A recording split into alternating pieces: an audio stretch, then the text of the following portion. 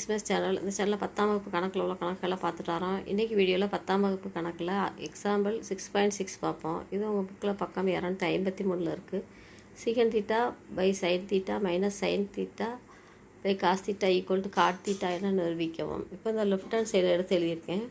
இந்த டேர்மில் இது ரெண்டுக்கும் நம்ம எல்சிஎம் சைன் தீட்டா காஸ் தீட்டான்னு எடுத்துக்கிடுவோம்.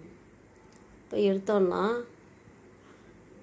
இந்த டேர்மில் சைன் தீட்டா மட்டும்தான் இருக்குது. அப்போ இதில் உள்ள தொகுதியோடு நம்ம காஸ் தீட்டாவால் பெருக்கணும். 1/காஸ் தீட்டா இன்ட்டு காஸ் தீட்டா. அது மாதிரி இங்கே காஸ் தீட்டா இருக்குது, சைன் தீட்டா இருக்கிற டேர்ம் இல்லை. அப்போ இதை சைன் தீட்டாவால் நம்ம பெருக்கணும். இந்த காஸ் தீட்டா கேன்சல் ஆயிரும்.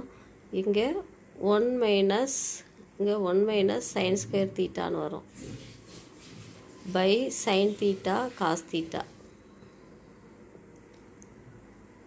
1 minus sine square theta cos square theta நமக்கு தெரியும். இங்கே சைன் தீட்டா காஸ் தீட்டா இருக்குது.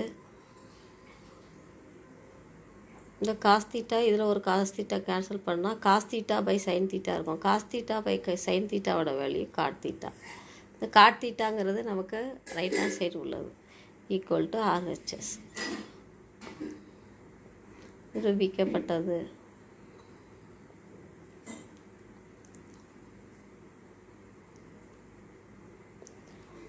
அடுத்த கணக்கு பார்ப்போம்.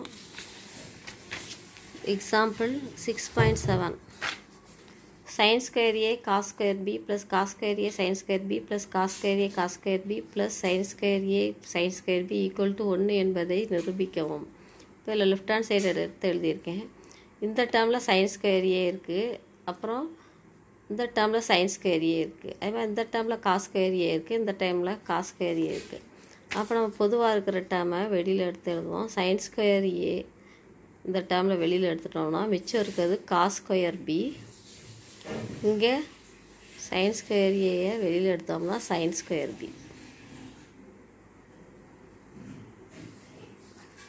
ப்ளஸ் சைன் ஸ்கொயர் ஏங்கிற டேர்மு ஃபஸ்ட்டு டேர்மு ஃபோர்த்து டேர்முலையும் சைன் ஸ்கொயர் ஏயை காமனாக வெளியில் எடுத்து மிச்சம் இருக்கிற டேர்மை ப்ளஸ் போட்டு எழுதியிருக்கோம். அங்கே ப்ளஸ் தானே இருக்குது.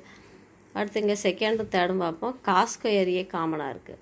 இப்போ காஸ் ஸ்கொயர் ஏ டேர்மை வெளியில் எடுத்துகிட்டு sine square B plus cos square B உள்ளே இருக்கிற டேர்மை நம்ம ப்ராக்கெட்டுக்குள்ளே எழுதுவோம். இப்போது sine square A cos square B plus sine square B 1 plus cos square A sine square B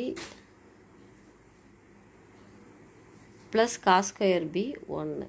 இப்போ sine square A plus cos square ஏயோட மதிப்பு 1. இப்போ நமக்கு ஆன்சரு ஈக்குவல் டு 1ங்க ரைட் ஹேண்ட் சைடு வந்துருச்சு. நிரூபிக்கப்பட்டது.